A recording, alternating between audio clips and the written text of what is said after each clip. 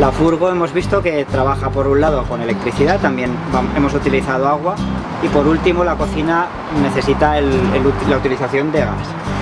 Es muy poco probable que lleguéis a quedaros sin gas, tendría que suceder en un viaje realmente largo, pero en el hipotético caso de que os ocurriera, os vamos a explicar cómo hacerlo, cómo sustituir la bombona. Encontraréis una bombona de sustitución como esta en el armario este de aquí detrás o aquí debajo, ¿vale? Para sustituirla acudimos a la parte trasera de la furgo y abrimos este armario. En el estante de abajo del todo levantamos la cubierta del estante y retiramos la tapa hacia afuera. Y dentro encontraremos un tapón negro giratorio que tenemos que desenroscar y sacar.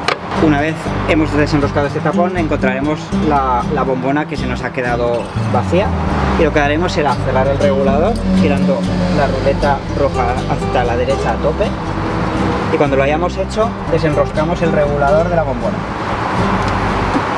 Cuando tengamos totalmente desenroscado el regulador, sustituimos una bombona por la otra y volvemos a enroscar el regulador, asegurándonos de que esté bien enroscado, y volvemos a abrir el regulador con la ruleta roja girándola a tope hacia la izquierda. Cuando lo hayamos hecho, acudiremos a la cocina y dejaremos que salga algo de gas para asegurarnos de que se ha vuelto a cebar el circuito y volvemos a disponer de gas.